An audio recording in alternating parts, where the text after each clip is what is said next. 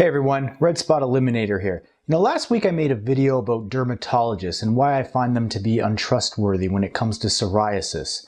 And I realized that my video contained just a lot of anecdotal evidence, my own personal stories over the past 20 years. But recently a survey was conducted by a group called Health Union. They're an advocacy group, and they interviewed over 1,000 psoriasis sufferers. It was conducted in the spring of 2017, and the results will shock you. I'll post a link in the description box below, but let's have a look at what they found. According to 1,016 adults who have psoriasis, 62% have never gone into remission, 31% went into remission but psoriasis recurred, and 6% were currently in remission. Now about that 31% figure, remission was attributed to biologics in 36% of cases, topical medications in 30% of cases, and the disease resolved on its own in 26% of cases. So you see, for that 31%, they are just applying topical medications, biologics, basically medications that mask the problem of psoriasis. So it's no surprise that many of these people are getting treatments. They may go into remission slightly for a bit, but their psoriasis will come back. And even more astonishing was the 62% of patients who have never gone into remission.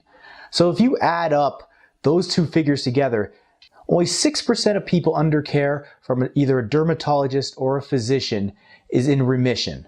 A 6% success rate.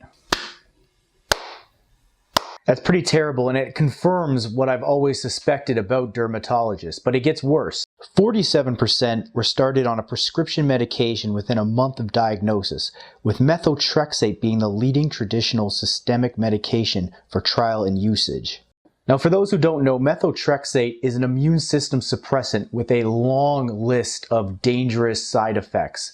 Let me just read you some of them. Reported side effects included nausea, blood in your urine, vomiting, upset stomach, abdominal pain, dizziness, tired feeling, headache, bleeding gums, and blurred vision. So if I had a dermatologist that recommended methotrexate, I would do two things: run hard and run fast, because they clearly have no idea about psoriasis if that's what they're prescribing for you right off the bat. Now, another interesting statistic reported that 93% of respondents had other comorbidities, with overweight and obesity representing 53% and hypertension representing 42%.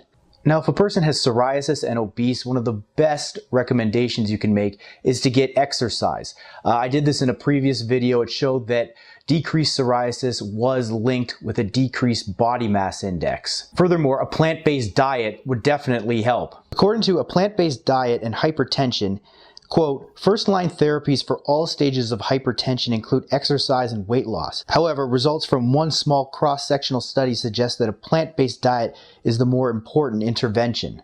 Now see, why aren't they recommending diet changes and exercise? That's what they should be recommending first and foremost. But no, as we can see by that methotrexate figure, these dermatologists are just trying to pump you full of drugs. And there's a reason for that. That's because recommending exercise and a change in your diet isn't going to make them money. But there's a ton of money in these prescription drugs and biologics. So, I mean, even I was surprised at that 6% number. I mean, that was shocking. The small amount of people who've gone into remission. And to add an exclamation mark to my argument, I found another study from 2010 titled "Failure to Counsel Patients with Psoriasis to Decrease Alcohol Consumption and Smoking." And it said, quote, many dermatologists do not routinely ask about smoking and drinking behaviors. Now, with tobacco and alcohol being two of the absolute worst triggers for flare-ups, these dermatologists aren't even asking if they're drinking or if they're smoking.